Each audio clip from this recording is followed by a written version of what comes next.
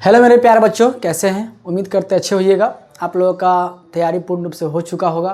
तैयारी अगर पूर्ण रूप से हो चुका है तो आज हम आपके लिए सबसे टॉप क्वालिटी का जो 50 क्वेश्चन जो होता है एसएसटी का, बहुत सारे बच्चों को प्रॉब्लम होता है एसएसटी अथाह है ना। एसएसटी क्या है? बहुत ही अथाह है। उसमें से क्वेश्चन कहाँ से बनेगा? लगभग है ना, बहुत ही प्रोबेबिलिटी है कि मतलब एग्जाम में पूछने की संभावना है ना। आप देखिए कि 50 क्वेश्चन जो हम लाए हुए हैं, आपको उस 50 क्वेश्चन में कितना आपका सही हो रहा है। आप लोग क्या करना है आप लोगों को कि कॉपी पेन लेकर के बैठ जाना है और बना कर देखना है कि इस 50 क्वेश्चन में आपको कितना आता है सही, है ना। और नहीं जो आएगा क्वेश्चन उसको क्या करना है, आप ईमानदारी पूर्वक से याद कर लीजिएगा। और चैनल पर पहली बार आए हुए हैं तो क्या करना है, इसको लाइक कर दीजिएगा और सब्सक्राइब जरूर कर लीजिएगा, है ना। क्योंकि इस पर अभी 20-25 दिन बाकी है अभी, है ना। कम से कम लगभग 1 महीना आसपास बाकी है आपके एग्ज़ाम का। उसमें हम और बेहतरीन क्वेश्चन लाने वाले हैं जो आपको, जो बच्चा अधिकतर नहीं भी लगभग पढ़ा होगा उसका भी क्या होगा, यहाँ पर लगभग तैयारी पूर्ण रूप से हो ही सकता है ना। आइए शुरू करते हैं। आज का पहला क्वेश्चन देखते हैं कि पहला क्वेश्चन क्या है एसएसटी का, है ना। इसी के हम देखते हैं कि एसएसटी का पहला क्वेश्चन देखेंगे हम। पहला क्वेश्चन है आपका कि फाल्टा जो है एक आर्थिक क्षेत्र है। फाल्टा क्या है? एक विशेष आर्थिक क्षेत्र है।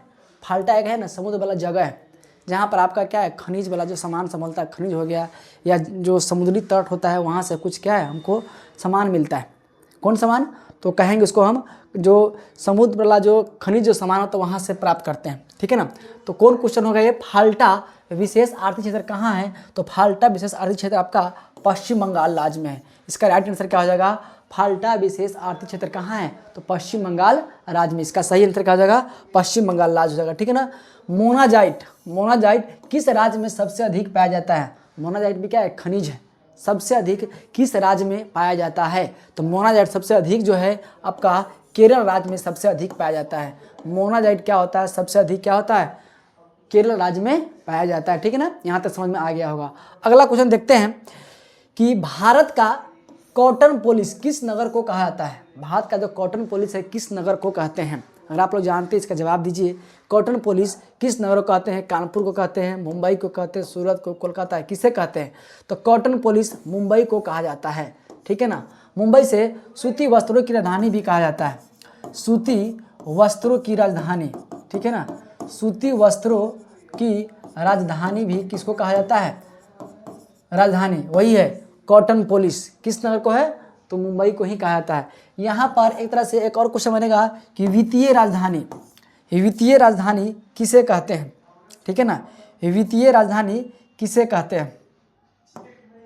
वित्तीय राजधानी किसे कहते हैं? वित्तीय राजधानी भी किसे कहते हैं? तो आपको मुंबई को ही कहते हैं। किसे कहते हैं? मुंबई को ही कहा जाता है। वित्तीय राजधानी किसे कहता है? मुंबई को ही कहा जाता है। तो यहाँ पर कॉटन पोलिस यानी सूती वस्त्रों की राजधानी किसे कहते हैं? मुंबई को कहते हैं। अगला क्वेश्चन, कुद्रेमुख में कौन खनिज पाया जाता है? कुद्रेमुख में कौन खनिज पाया जाता है? कौन खनिज पाया जाता है? तो ये आपको कुद्रेमुख में कौन खनिज पाया जाता है? कोयला, सोना, तांबा, लौह अयस्क, कौन सा खनिज पाया जाता है? तो कुद्रेमुख में आपको लौह अयस्क पाया जाता है ना। ये कुद्रेमुख आखिर है कौन, मतलब ये जगह कहाँ है? तो ये आपका कर्नाटक राज्य में पड़ता है। कहाँ पड़ता है? कर्नाटक राज्य में पड़ता है। कर्नाटक राज्य में है ये जो है कुद्रेमुख। ये जगह जो है सबसे अधिक किसके लिए है? तो लोहा के अयस्क के लिए क्या सबसे प्रसिद्ध है, ठीक है ना। आइए अगला क्वेश्चन देखते हैं कि त्रिवेणी नहर है अपने बिहार में ही निर्माण कहाँ किया गया है? त्रिवेणी नहर का निर्माण जो है कहाँ किया गया है? त्रिवेणी नहर आपका बिहार में पश्चिम चंपारण जिला में किया गया है। कहाँ पे किया गया है? पश्चिम चंपारण जिला में किया गया है, ठीक है ना। अगला, भारत में चाय का अग्रणी सबसे अधिक उत्पादन चाय का कहाँ होता है? भारत में चाय की खेती सबसे अधिक कहाँ होता है? तो सबसे अधिक आपको असम राज्य में होता है। कहाँ होता है? तो असम राज्य। चाय की खेती सबसे अधिक कहाँ होता है? तो असम राज्य में सबसे अधिक क्या होता है? चाय की खेती होता है, ठीक है ना। यहाँ तक आपका बहुत आसान क्वेश्चन था। आइए अगला क्वेश्चन देखते हैं। छठा हो गया, सातवां, अभ्रक का उत्पादन में भारत का विश्व में कौन सा स्थान है? अभ्रक उत्पादन में भारत का दुनिया में कौन सा स्थान है? तो अभ्रक उत्पादन में भारत का दुनिया में आपका पहला स्थान है। अभ्रक उत्पादन में भारत का है ना दुनिया में कैमा स्थान है, तो पहला स्थान है अभ्रक के उत्पादन में, ठीक है ना। आइए अगला क्वेश्चन देखते हैं, इन परियोजनाओं में से कौन सीतामढ़ी जिले में स्थित है? सीतामढ़ी में कौन सी परियोजना है? तो सीतामढ़ी में क्या दुर्गावती जलाशय परियोजना है? नहीं है, बागमती परियोजना है, क्योंकि बागमती नदी जो है ना अपने सीतामढ़ी के से होकर गुजरती है। सीतामढ़ी यानी शिवहर वाला, और जो बागमती जो नदी है वहाँ से। तो बागमती परियोजना जो है कहाँ किस जिला में है? तो ये आपको सीतामढ़ी जिला में स्थित है। आपका राइट आंसर क्या हो जाएगा? तो बागमती नदी, ठीक है ना। अगला क्वेश्चन देखते हैं, एल्युमिनियम बनाने के लिए किस खनिज की आवश्यकता सबसे अधिक होता है? एल्युमिनियम को बनाने में सबसे अधिक किस खनिज के कहते हैं? एल्युमिनियम बनाने में मैग्नीज की आवश्यकता पड़ती है। किसकी आवश्यकता पड़ती है? मैग्नीज जो है धातु है, मैग्नीज की जो है ना, मैग्नीज की आवश्यकता पड़ती है। एल्युमिनियम बनाने के लिए किस खनिज की आवश्यकता पड़ती है? तो मैग्नीज की आवश्यकता पड़ती है, ठीक है ना। अगला 60 से 50 सेंटीमीटर से कम वर्षा वाले क्षेत्र में कौन सी स्थिति उत्पन्न होती है? जहाँ पर साल भर में औसत वर्षा 60 सेंटीमीटर से 50 से 60 सेंटीमीटर ही होता है, वहाँ पर सुखाड़ की स्थिति होती है। क्या होता है? सुखाड़ की स्थिति। बाढ़ होगा? नहीं होगा, सुखाड़ की स्थिति होगा। क्या होगा? सुखाड़ की स्थिति। जहाँ पर 50 से 60 सेंटीमीटर वर्षा होगा वहाँ पर क्या होता है स्थिति? सुखाड़ की स्थिति होता है, ठीक है ना। अगला देखते हैं कि किस नदी को बिहार में बाढ़ का मुख्य कारण माना जाता है? बिहार में अगर बाढ़ का जो मुख्य कारण जो है कौन से नदी को कहा जाता है? तो बिहार में अगर बात करेंगे तो ये है आपका कौन नदी? कोसी नदी है। कौन नदी है? बिहार में बाढ़ का सबसे प्रमुख कारण किस है? तो कोसी नदी को कहा जाता है, ठीक है ना।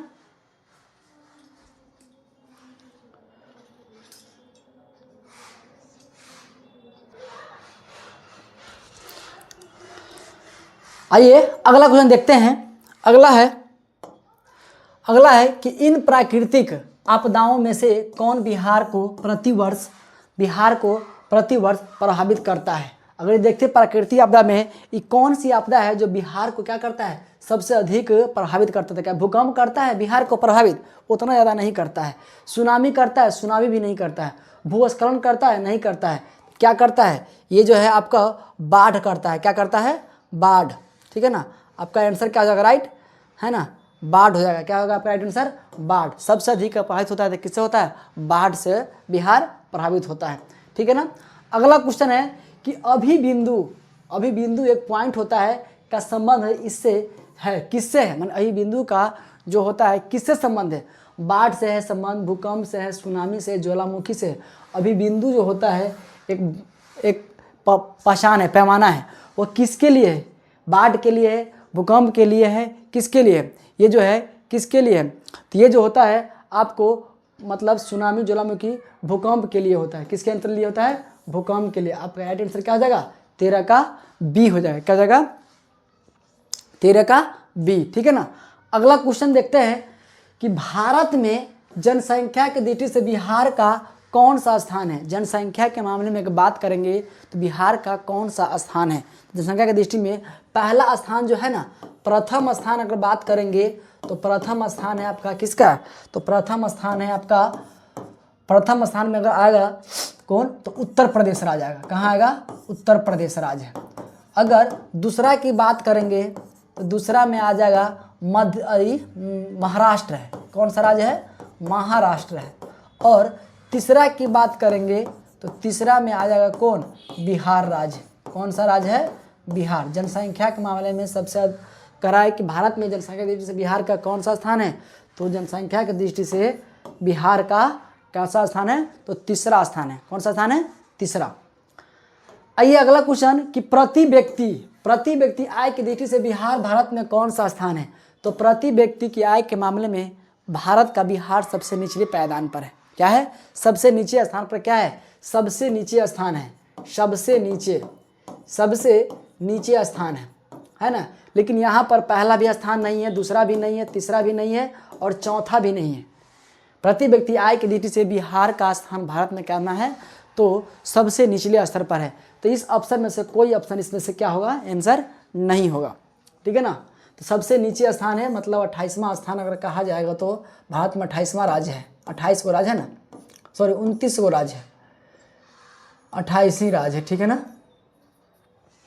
आइए अगला देखते हैं कि निम्नलिखित में से कौन सा आय का चक्रीय प्रवाह में शामिल नहीं है। आय में जो है हम क्या शामिल नहीं करते हैं, चक्रीय प्रवाह में शामिल नहीं। राष्ट्रीय आय, प्रति व्यक्ति आय, कुल आय या औसत आय। क्या है? औसत आय। निम्नलिखित में से कौन सा आय का चक्रीय प्रवाह में शामिल नहीं है? तो क्या शामिल नहीं है? आय में कौन सा आय का चक्रीय प्रवाह में शामिल नहीं है? तो कुल आय को हम राष्ट्रीय आय में गिनबे करते हैं, कुल आय हो, औसत आय है, तो प्रति व्यक्ति आय क्या है? शामिल, इसको हम नहीं करते हैं। कौन सा आय का चक्रीय प्रवाह में शामिल नहीं है? तो शामिल नहीं है, तो प्रति व्यक्ति आय शामिल नहीं है। आपका आंसर क्या हो जाएगा? प्रति व्यक्ति आय ही आंसर आपका हो जाएगा। ठीक है ना। आइए अगला क्वेश्चन देखते हैं कि विनिमय का मतलब होता है आदान प्रदान, बदलना होता है। विनिमय का मतलब क्या होता है? बदलना, अदला बदली। तो विनिमय की शुरुआती जो होता है अवस्था में व्यापार किस पर आधारित था? शुरुआत के समय में जब से पैसा नहीं था, मुद्रा का प्रचलन नहीं था, तो उस समय क्या चीज़ का प्रचलन था? क्या वस्तु विनिमय प्रणाली था, मौद्रिक विनिमय प्रणाली था, बैंकिंग प्रणाली था, या इसमें से कोई नहीं? क्या प्रणाली, कौन सा प्रणाली था? इसमें से कौन सा प्रणाली था?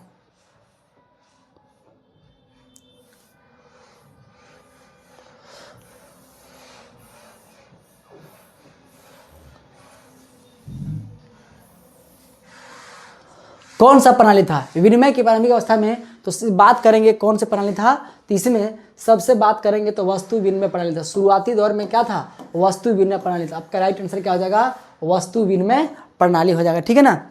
आइए अगला देखते हैं क्वेश्चन कि मौद्रिक समिति का संबंध इनमें से किससे है? मौद्रिक समिति का संबंध इसमें से किसमें है? तो मौद्रिक समिति का संबंध जो है किससे है? आपका राष्ट्रीय आय से, प्रति व्यक्ति आय, गरीबी, बेरोजगारी, किससे है? तो मौद्रिक समिति का संबंध इसमें गरीबी से है ना। किससे है? गरीबी से है। मौद्रिक समिति का संबंध किससे है? तो इसमें गरीबी से है।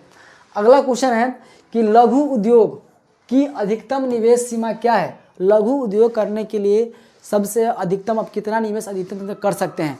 तो लघु उद्योग की अधिकतम सीमा जो है आपका कितना है? 10 करोड़, 5 करोड़, 2 करोड़, 1 करोड़। कौन सा इसका आंसर हो जाएगा? तो इसका आंसर है आपका 10 करोड़ कर दिया है। प्रेजेंट में कितना करोड़ कर दिया है? 10 करोड़। लघु उद्योग करने के लिए आपको अधिकतम से अधिकतम सीमा कितना कर दिया पैसा का? 10 करोड़। MSME के तहत भारत सरकार ने कर दिया। ठीक है ना। आइए कौन प्राथमिक क्षेत्र का घटक है? इनमें से कौन सा है जो प्राथमिक क्षेत्र का घटक है? औद्योगिकी, व्यापार, सेवा, कृषि। तो प्राथमिक क्षेत्र में सबसे पहले कौन आता है? कृषि आता है। तो कृषि को क्या कहेंगे हम? प्राथमिक क्षेत्र की श्रेणी में रखते हैं। याद कर लीजिए, कृषि क्या है? प्राथमिक क्षेत्र है। सेवा क्या है? सेवा तृतीयक क्षेत्र है। सेवा क्या है? तृतीयक क्षेत्र है। ठीक है ना। और व्यापार, उद्योग क्या है? तो उद्योग आपका क्या है? द्वितीयक क्षेत्र है। औद्योगिकी क्या है? द्वितीयक क्षेत्र है। व्यापार को किस क्षेत्र में रखेंगे हम? इसमें भी आपको तृतीयक क्षेत्र, सेवा क्षेत्र में आ जाएगा। ठीक है ना, व्यापार। आइए अगला देखते हैं, मानव पूंजी निर्माण में शामिल व्यय कहलाता है। आप अपने ऊपर जितना भी खर्च करते हैं, मानव भी क्या प्रकार का पूंजी है? इसमें जो शामिल होता है निर्माण में, अपना पूंजी को जो निर्माण करते हैं मानव को, उसको क्या करते हैं? शिक्षा चाहिए, स्वास्थ्य चाहिए, प्रशिक्षण चाहिए, आवास चाहिए। मानव पूंजी निर्माण में शामिल व्यय कहलाता है। तो मानव पूंजी निर्माण में जो शामिल होता है व्यय क्या होता है? तो आप मानव पूंजी के रूप में क्या है? शिक्षा है। क्या है? मानव पूंजी के रूप में क्या है? शिक्षा एक प्रकार का पूंजी है। जब हम कोई चीज़ ग्रहण करते हैं, किसी जो नॉलेज लेते हैं कोई प्रकार का, तो क्या शिक्षा ही लेते हैं, तो क्या आपका प्रकार पूंजी निर्माण हो रहा है। मानव का क्या हो रहा है? शिक्षा से ही मानव का क्या होता है? पूंजी का निर्माण होता है। किससे होता है? मानव के पूंजी का निर्माण, वो व्यापार वाला नहीं, ये अपना मानव खुद का, तो शिक्षा से ही होगा। अगला क्वेश्चन है कि भारतीय रिजर्व बैंक का राष्ट्रीयकरण कब हुआ था? राष्ट्रीयकरण की बात कर रहा है। अगर स्थापना की बात करते हैं तो स्थापना होता है कब? 1 अप्रैल 1935 ईस्वी को। कब होता है? 1 अप्रैल 1935 ईस्वी का भारतीय रिजर्व बैंक का स्थापना होता है। लेकिन राष्ट्रीयकरण कब किया गया? इसको 1950 ईस्वी में किया आता है। कब किया आता है? भारतीय रिजर्व बैंक ऑफ इंडिया का कब किया आता है? तो 1950 नहीं, 1949 होना चाहिए। 22 का सी हो जाएगा, आंसर गलती है। क्या हो जाएगा इसका आंसर? राइट, आपका 1949। इसका स्थापना कब होता है? 1949 ईस्वी में होता है। कब होता है? 1949 ईस्वी में, ठीक है ना। आइए अगला क्वेश्चन देखते हैं। 22 के बाद 23 नंबर क्वेश्चन, इनमें से कौन सामाजिक आधारभूत संरचना का अंग है? समाज के जो आधारभूत संरचना का अंग क्या है जिसे समाज चलता है? समाज में शिक्षा भी चाहिए, अस्पताल भी चाहिए, आवास भी चाहिए, तो क्या चाहिए? इनमें से सभी चाहिए।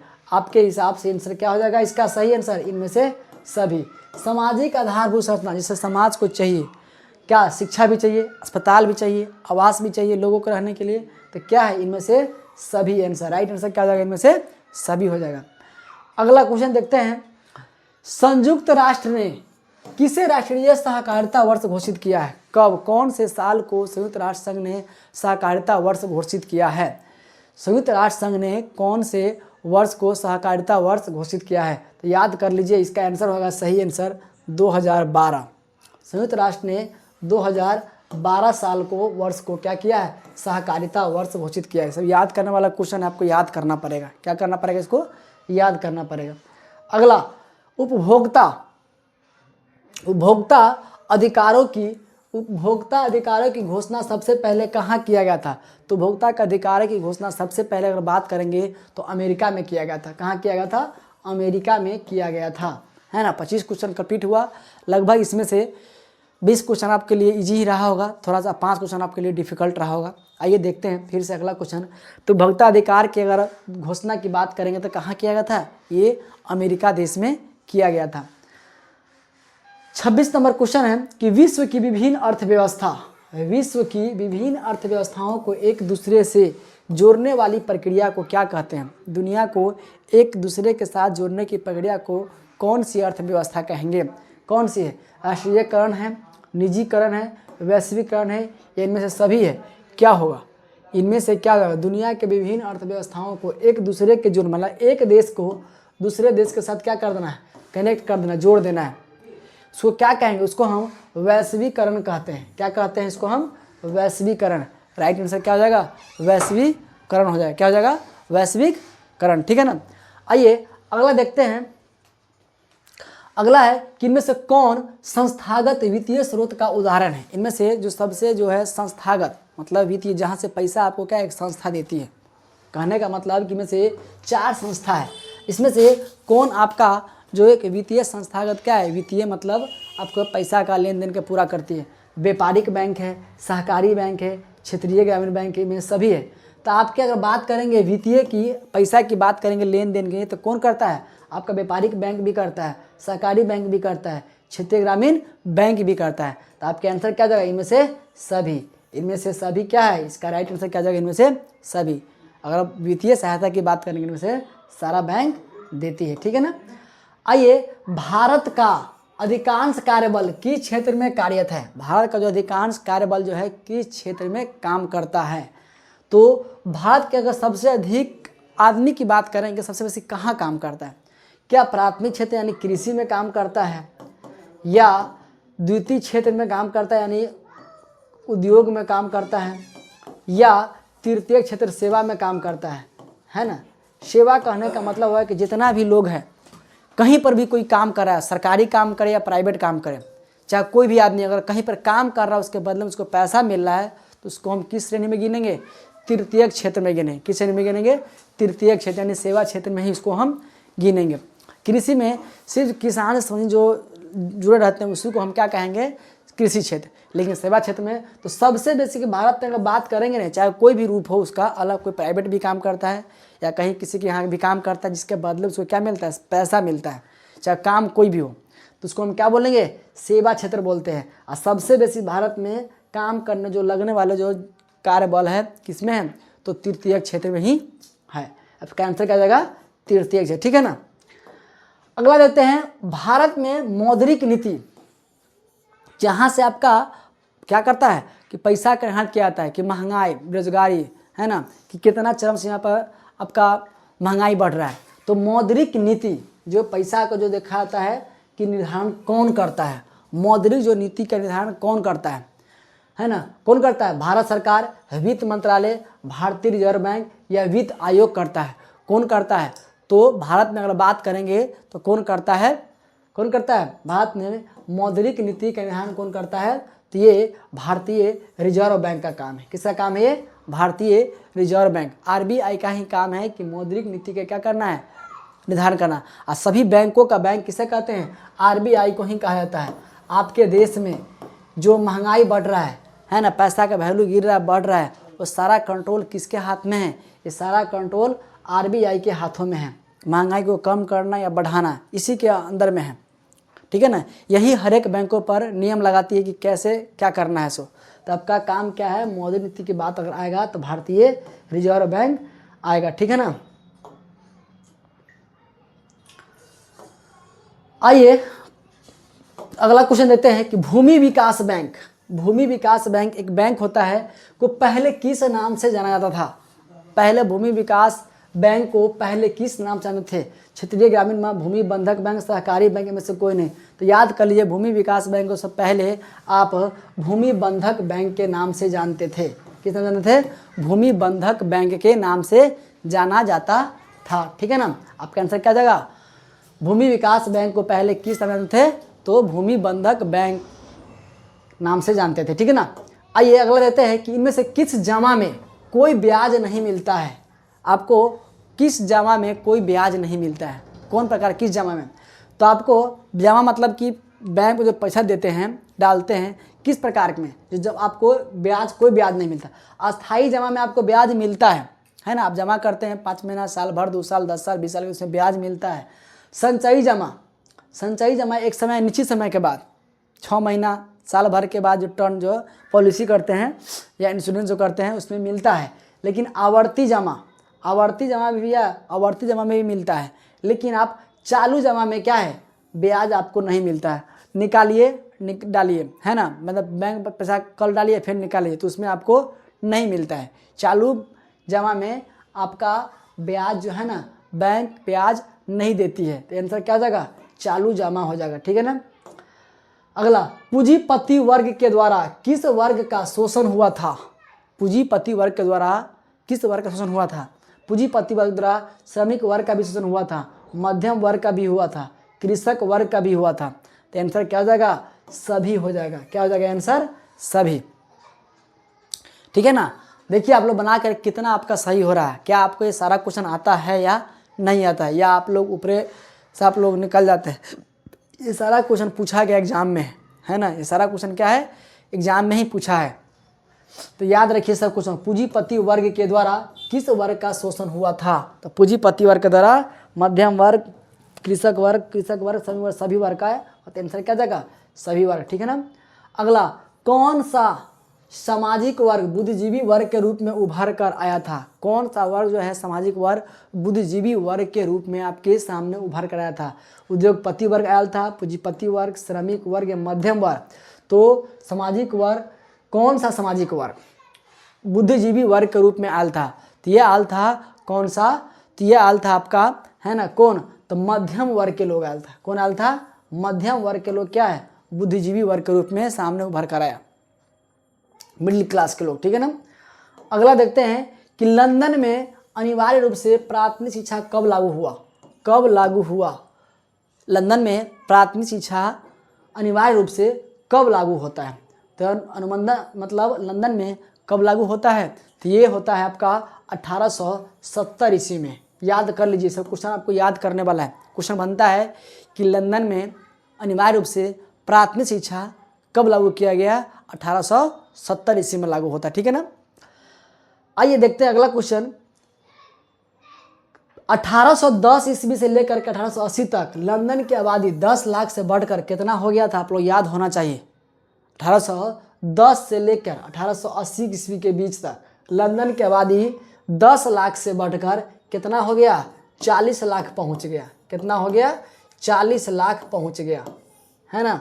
कितना पहुंच गया? 40 लाख। आंसर क्या हो जाएगा? आपका सही आंसर सी हो जाएगा। कितना हो जाएगा? 40 लाख पहुंच गया। कितना पहुंच गया? 40 लाख। अगला, भारत के किन शहरों में मेट्रो सेवा उपलब्ध है? मेट्रो नहीं, मेट्रो है। भारत के किन शहरों में मेट्रो सेवा उपलब्ध है? जवाब दीजिए। दिल्ली और मुंबई में भी है, दिल्ली और चेन्नई में भी है, यहाँ पर भी है, कोलकाता और चेन्नई में भी है, दिल्ली और कोलकाता में भी है। आपका आंसर क्या हो जाएगा? इनमें से सभी में आंसर है। इसका मतलब है कि क्वेश्चन जब टाइपिंग हुआ था, एग्जाम का ही क्वेश्चन है, ये क्वेश्चन गलत है। भारत के किन शहरों में मेट्रो सेवा उपलब्ध है? तो इसमें चारों में से क्या है? सभी जगह क्या है? मेट्रो सेवा। वर्तमान में भारत के लगभग 22 शहर में क्या है? मेट्रो सेवा परिचालन हो रहा है। भारत के 22 शहर में, है ना, 22 शहरों में लगभग है शायद, ठीक है ना, 22 शहर में मेट्रो सेवा उपलब्ध है। अभी 15 अगस्त को शायद अपना बिहार में भी, पटना में भी शुरू हो गया है मेट्रो सेवा, ठीक है ना।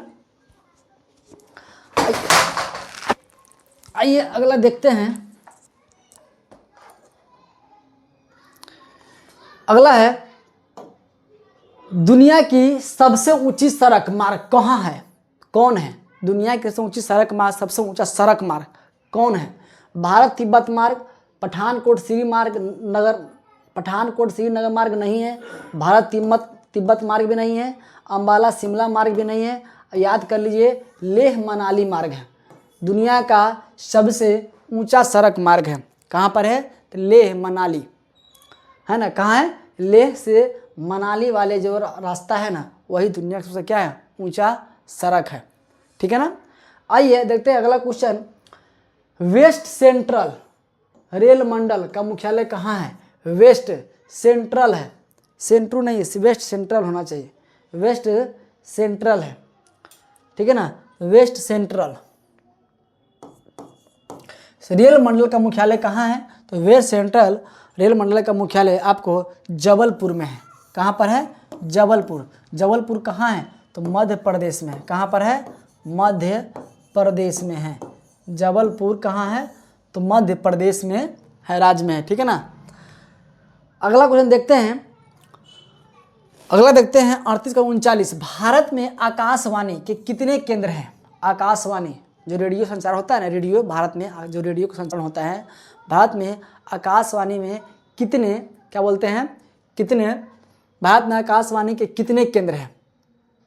52, 152, 403। ये जब ये क्वेश्चन बना हुआ था उस समय का आंसर है 403, लेकिन प्रेजेंट में अगर बात करेंगे, वर्तमान में अगर बात करेंगे, भारत में वर्तमान में अगर बात करेंगे भारत में आकाशवाणी के कितने केंद्र हैं, तो वर्तमान में अभी भारत में कितने केंद्र हैं? तो ये अभी आपको 591 केंद्र है। कितना केंद्र है? 591 केंद्र है ना। आकाशवाणी के भारत में कितने केंद्र है? 591 केंद्र है, ठीक है ना। आइए देखते हैं अगला क्वेश्चन। द्वितीय महायुद्ध के बाद यूरोप में कौन सी संस्था का उदय आर्थिक दुष्प्रभाव को समाप्त करने के लिए हुआ था? है ना, आर्थिक जो है करा कि दूसरी विश्व युद्ध के बाद यूरोप में कौन सी संस्था का उदय हुआ था? किस चीज़ के लिए?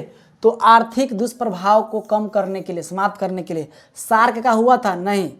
नाटो का हुआ था? नहीं। ओपेक का हुआ था? नहीं। यूरोपीय संघ का हुआ था। किसका हुआ था?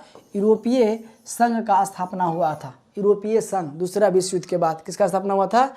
यूरोपीय संघ का स्थापना होता है। अगला देखते हैं कि गिरमिटिया मजदूर किसे कहा जाता है? अनुबंध। गिरमिटिया एक मजदूर होता था जो पश्चिमी उत्तर प्रदेश राज्य में होता था, वहाँ के मजदूर था। तो गिरमिटिया मजदूर अनुबंधित मजदूर को, रोगी को तो नहीं कहते, छिपकली को भी नहीं, अंग्रेज को भी नहीं, अनुबंधित मजदूर को गिरमिटिया मजदूर कहते थे।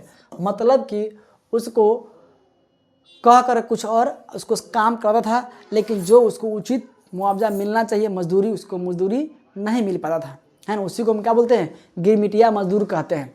जो अनुबंधित मजदूर, मतलब अनुबंध के आधार पर क्या है, वो काम करने जाता था। आइए देखते हैं अगला क्वेश्चन।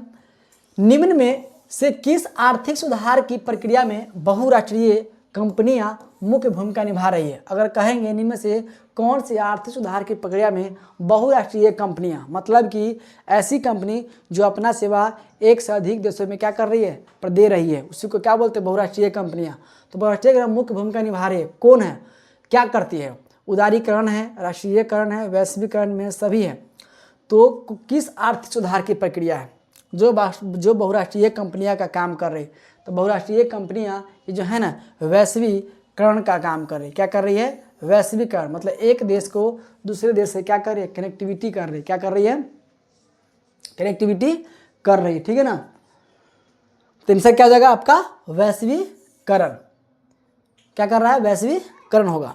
अगला देखते हैं कि भारत में संविधान की 8वीं अनुसूची के अनुसार कितनी भाषा को मान्यता प्राप्त है।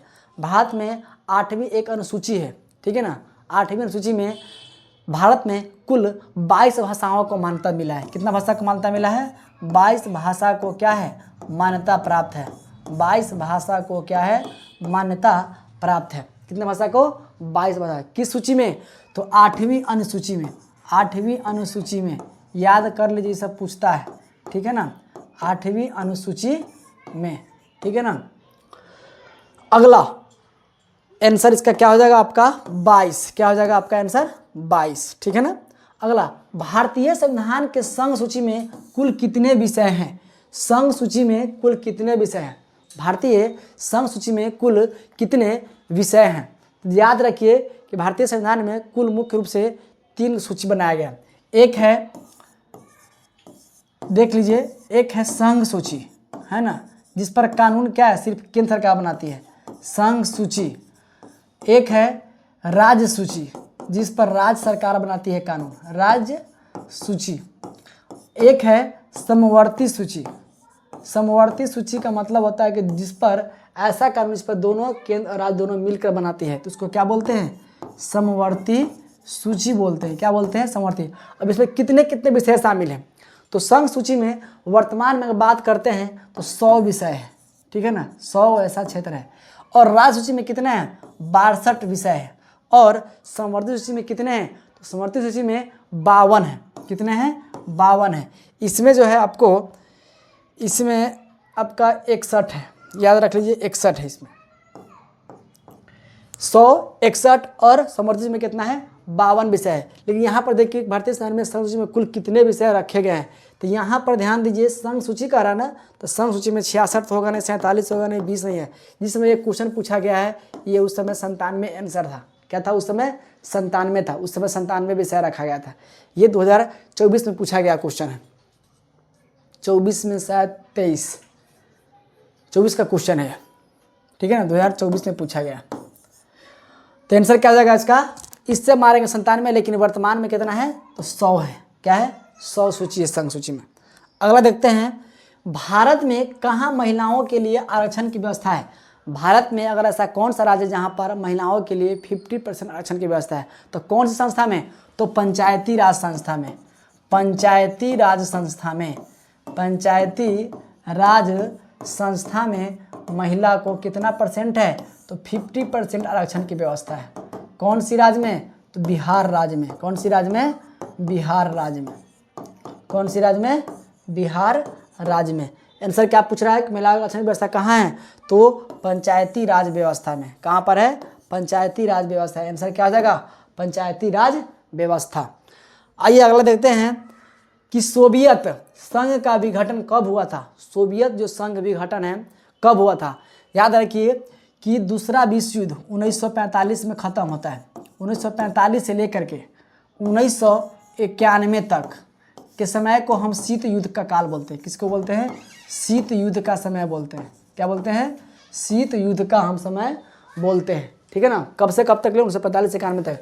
वही में अमेरिका और रूस के बीच बहुत तानातानी था। अमेरिका और रूस के बीच, रूस को ही क्या नाम था, सोवियत संघ नाम था। क्या नाम था, सोवियत संघ।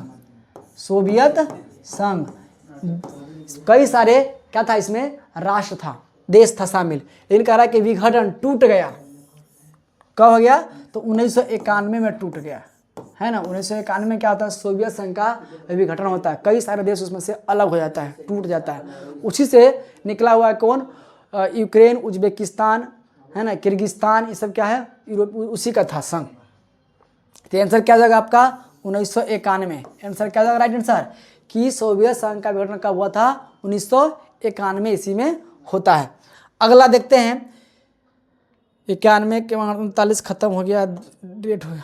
48 नंबर, निम्नलिखित में से किस संपत्ति का तरलता सबसे कम है।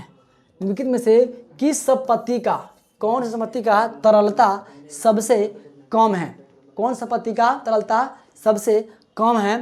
तो इसका आंसर हो जाएगा क्या चीज, अचल संपत्ति, है ना, अचल संपत्ति। मुद्रा चलता फिरता है, बॉन्ड भी चलता है, आपका बैंक में जमा भी राशि है, क्या है, जल्दी से आप बजा सकते हैं। तरलता का मतलब होता है कि आसानी से क्या उसको आप अपना कोई काम कर सकते हैं। कहने का मतलब है कि मुद्रा आपके पास पैसा रहेगा, जब चाहिएगा तब कोई सामान ले सकते हैं, है ना। इसके बाद बॉन्ड है, किस प्रकार के बॉन्ड बनाए हुए हैं, वो भी क्या जल्दी से कर सकते हैं। और बैंक में जमा, उसको भी क्या कोई काम एक बैग जल्दी से कर सकते हैं। लेकिन अचल संपत्ति है वो आपको, है ना, आपको उसके लिए समय थोड़ा सा लगता है, क्या लगता है, समय लगता है। तो आंसर क्या जाएगा इसका, तरलता की बात करेंगे तो अचल संपत्ति हो जाएगा, सबसे कम है। अगला, मुद्रा का प्राथमिक काम क्या है, मुद्रा का प्राथमिक काम क्या है। 47 48, मुद्रा का प्राथमिक काम क्या है ना। तो मुद्रा का प्राथमिक काम क्या है, मूल्य का हस्ताक्षर, विनिमय का माध्यम, मतलब विलंबित भुगतान का भुगतान होगा, भुगतान का मान, मूल्य का संचय। मुद्रा का पहला काम क्या होगा, तो मुद्रा का जो पहला काम होगा आपका क्या होगा, मुद्रा का पहला काम जो होगा आपका 49, मुद्रा का पहला काम क्या होगा, तो विनिमय का माध्यम। पैसा का काम क्या है, विनिमय, मतलब विनिमय का मतलब होता है अदला बदली, लेन देन। विनिमय का मतलब क्या होता है, लेन देन होता है, विनिमय।